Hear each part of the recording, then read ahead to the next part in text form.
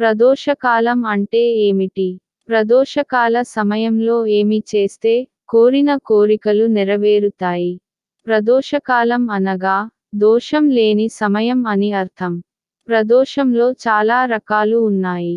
ప్రతిరోజు వచ్చే ప్రదోషాన్ని నిత్య ప్రదోషం అని పిలుస్తారు. త్రయోదశి రోజున వచ్చే ప్రదోషాన్ని మహాప్రదోషం అని అంటారు. ఒకవేళ త్రయోదశి అనేది ఆదివారం రోజున వస్తే దానిని రవి ప్రదోషం అని పిలుస్తారు. అయితే ప్రతిరోజు నిత్య ప్రదోషకాలం అనేది ఎప్పుడు వస్తుంది?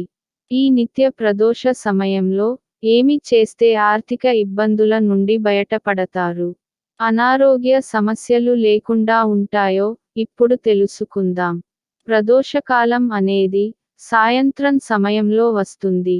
సూర్యుడు అస్తమించే సమయం అనేది ప్రదోష కాలానికి చాలా ముఖ్యమైనది. సూర్యుడు అస్తమించి 1 గంట ముందు నుండి ప్రదోషకాలం అనేది మొదలవుతుంది.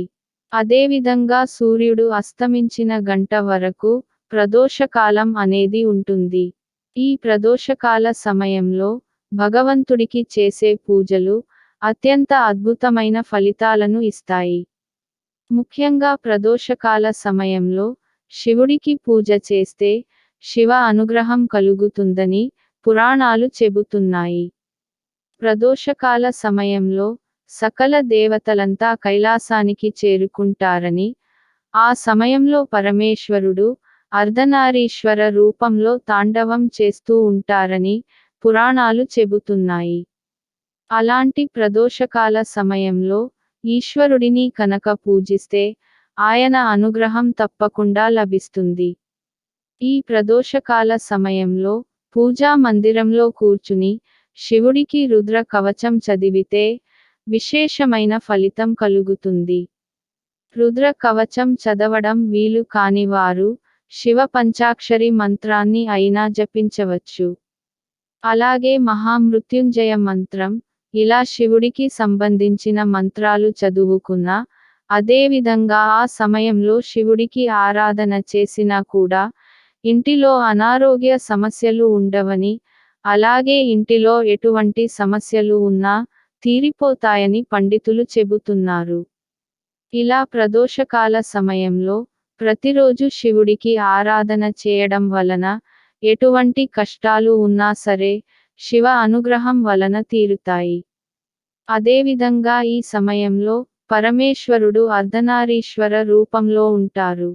కనుక అర్ధనారీశ్వర స్తోత్రం కూడా చదువుకుంటే అమ్మవారి యొక్క అనుగ్రహం కూడా కలుగుతుంది. ప్రదోషకాల సమయంలో పరమేశ్వరుడిని తలుచుకుంటూ ఆయన ముందు ఒక దీపాన్ని వెలిగించి శివుడికి సంబంధించిన మంత్రాలను జపించడం వలన చేసిన పాపాలు తొలగిపోతాయని, అదే విధంగా మనసులోని కోరికలు నెరవేరుతాయి అని పండితులు చెబుతున్నారు. ఓం నమః శివాయ. అదేవిధంగా ప్రదోషకాల సమయంలో గుమ్మానికి బయట ఇరువైపులా 2 దీపాలను పెట్టడం వలన లక్ష్మీదేవి యొక్క కటాక్షం కలుగుతుంది.